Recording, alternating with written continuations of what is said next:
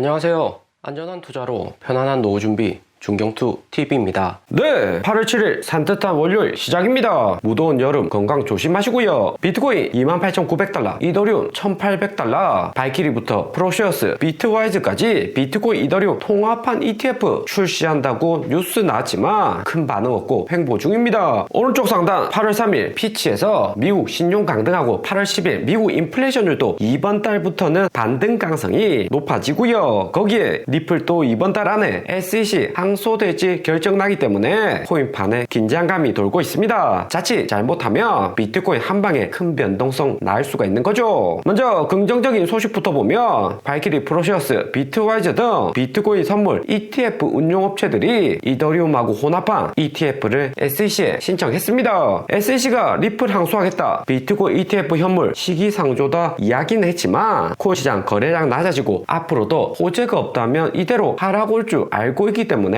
비트코인 이더리움 조합한 선물 ETF 정도는 승인해줄 가능성이 매우 높죠. 선물 ETF는 자산의 가격 안정성이나 그 자산 보유하고 있는 세력들 파워가 얼마나 강한지에 승인 여부가 달려 있습니다. 이더리움은 비트코인하고 같이 글로벌 거래소들 메인으로 보유하고 있는 코인이고 바이낸스, 코인베이스, OK 등 핵심 거래소 이더리움 보유량이 비트코인만큼 많고요. 2021년 10월 비트코인 선물 ETF 출시되었을 때 비트코인 가격 폭등하고 신고점 달성은 했었는데 이번에는 선반영의 그 정도 수준까지는 아니더라도 이더리움 상승에 알트코인 순환장 한 번, 두 번 정도는 더 올 수 있는 호재가 이더리움 선물 ETF다 볼 수 있습니다. 개인이나 시장에서 SEC 오해를 많이 하고 있는데 완전히 코인판 쓸어버리겠다는 것이 아니라 SEC는 유통량 조작해서 기존 투자자들에게 손실 끼쳐주는 코인 세력들을 제재한다는 거죠. 거기에 미국 법원 토레스 판사까지 리플 일부 승소로 리플 손을 들어준 만큼 시장의 SEC 비난 여론 수위는 갈수록 높아지고 있습니다. 그런 오해나 비난을 해소를 하기 위해서라도 SEC가 이더리움 선물 ETF 정도는 빠르게 승인해줄 필요가 있는 거죠. SEC가 이더리움 선물 ETF 올해 안에는 최소 승인해줄 가능성이 높다 생각이 되는데 ETF처럼 다수가 자유롭게 투자할 수 있는 상품의 경우 여기 이더리움 차트에서 보듯이 일부 세력들 유통량 조작이나 불건전한 움직임이 없어야 합니다. 이더리움 2018년 이후 비트코인보다 상승 더 많이 한 것 제외하고는 이더리움의 펀드멘탈 강하고 차트 움직임은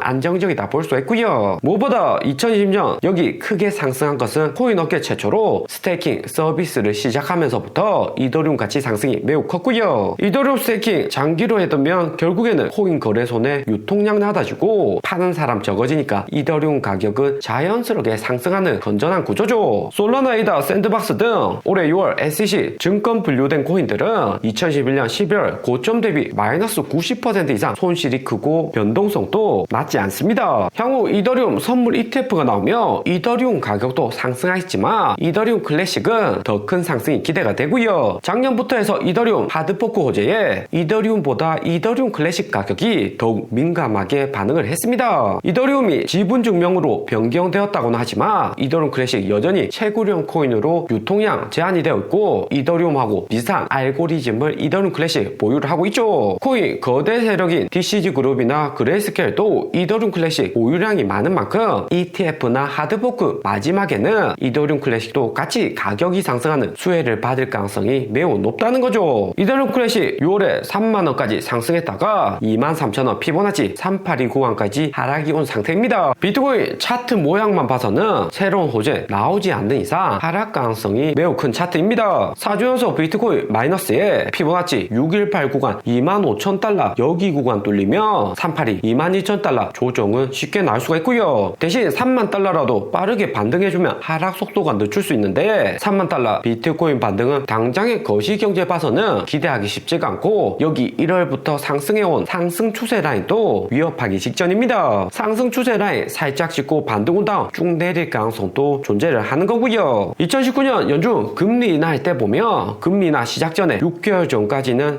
상승을 지속했습니다. 그러다가 고점 횡보 이후 하락을 했기 때문에 연중 금리 인하까지 5개월 이상 남겨두고 있는 지금 시점에서는 완전히 4만 달러 비트코인 상승 못한다 기대감은 없는 것은 아니고요. 대신에 올해 비트코인 32,000달러가 고점이라면 2019년 피보나치 3829 구간까지 조정 정도는 나올 수가 있습니다. 단기 비트코인 방향성 결정 지을 수 있는 재료는 8월 10일 발표되는 미국 인플레이션율이고요. 피치 신용평가사에서 미국 신용 강등하고 워렌 버핏도 2분기 포트폴리오에서 현금 늘린다는 시그널 나왔기 때문에 이번에 미국 인플레이션율까지 반등 오면 트리플 악재로 비트코인 상승 추세 라인 지켜주기가 쉽지가 않은 거죠. 대신 이런 사실을 세력들도 잘 알고 있기 때문에 오히려 숏포지션 청산시키고 반등도 예상해 볼 수 있습니다. 하지만 반등 왔다가도 재하락 가능성은 염두에 두셔야 되는 거고요. 8월 10일 발표되는 미국 인플레이션율 종합부터 코어까지 컨센서스 발표되었는데 종합 인플레이션율 3.3%로 반등 온다고 미국 통계국에서 예상을 하고 있습니다. 미국 통계국은 올해 초부터 상당히 컨센서스 잘 발표를 하고 있고 실제치와 일치도도 매우 높고요. 플러스 마이너스 0.1% 정도 오차가 있었는데 3.5% 이렇게 인플레이션율 반등이 크면 시장 충격 크다는 거고 비트코인도 한방에 28,500달러 핵심 지지 라인 무너질 수가 있죠. 비트코인 6월 블랙락 ETF만 아니었다면 26,000달러 반등도 어려운 상황이었는데 갑작스럽게 블랙락 ETF 나오면서 가격 방어를 해주었습니다. 그 때문에 숏포지션 세력들 손실 많이 받고 쉽게 숏포지션 안 잡으려고 하는 추세죠. 그래서 오히려 숏포지션 없이 현물 매도량만 늘어나면 자연스러운 가격 하락으로 이어질 수가 있습니다. 미국 경제 호황에 실업률 낮게 나오니까 소비가 늘어나면서 인플레이션율이 다시 상승할 것이다 보는 거죠. 이렇게 되면 파르장 8월 24일 잭슨홀에서도 금리 인하 시그널 주기는 쉽지가 않아 보이죠. 유가도 80달러 재돌파하면서 상승하는 국면인데 워렌 버핏 2분기 매수한 주식 보면 옥시덴탈 미국 정유 1등주를 추가 매수 또 했습니다. 러시아 전쟁 상황 지속되고 있고 오펙에서 감산 영향도 있지만 가장 큰 유가 상승 원인은 미국 유럽 경기 침체가 없다는 데 있고요. 경기 침체 없으니까 석유 사용량 늘어나고 가격도 상승을 하는 거죠. 그래서 워렌 버핏이 2분기에 애플이나 아메리칸 익스프레스 코카콜라 홀딩 할 때 옥시덴탈만 비중을 늘렸습니다. 그리고 마이크로소프트하고 합병 예정인 블리자드 게임 회사는 70%나 비중을 줄였고요. 디아블로4 한국에서도 깜짝 유행하고 다시 잠잠해진 상태에 있는데 앞으로는 대규모 업데이트가 중요하죠. 디아블로3 운영했던 경험만 봐서는 디아블로4 역시 잔잔하게 업데이트 나올 가능성이 매우 높습니다. 한국 게임 순위만 봐도 워렌 버핏이 블리자드 대량 매도한 이유를 알 수가 있죠. 출시한 지 얼마 되지도 않았는데 게임 점유율이 7위로 3.5%밖에 되지 않습니다. 다른 블리자드 게임인 오버워치보다도 시장 점유율이 낮아진 상태이고요. 이 정도면 디아블로4 구매한 돈 아까워서 잠시 플레이하는 정도고 거의 안 한다는 의미입니다. 그리고 워렌 버핏 2분기 들어서 현금 비중이 2011년 불장일 때와 같은 수준까지 재상승을 했고요. 현금을 챙겨주고 워렌 버핏 애플이나 코카콜라 정유주 등 저점에서 싹 쓸어 담으려 준비 중인 거죠. 2008년 미국 금융위기 전에도 워렌 버핏 이렇게 현금을 늘린 적이 있습니다. 2000년 닷컴 버블로 주가 폭락 이후 연준의 경기 부양으로 다시 살아는 났지만 워렌 버핏 5년 넘게 현금 보유량은 오히려 늘렸고요. 그러다가 2008년 금융위기 터지고 저점에서 현금 절반이나 사용하면서 싹 쓸어 담았다는 것을 알 수가 있습니다. 그 이후에도 현금 비중 꾸준히 늘렸지만 작년 10월 나스닥 저점에서도 50빌리언 넘게 현금 대량 투입하면서 싹 쓸어 담았고요. 작년 저점 매수나 스윙 투자를 통해서 워렌 버핏 버크서 해서베이는 2분기 36빌리언이나 큰 수익을 얻었습니다. 2008년 워렌 버핏 금융위기에 저점 매수하고 2011년 상승했을 때 한 번 더 현금을 늘렸다가 여기 빨간색 구간에 또 저점 매수한 것을 알 수가 있고요. 그러면 현재도 이렇게 현금 비중 늘린다는 것은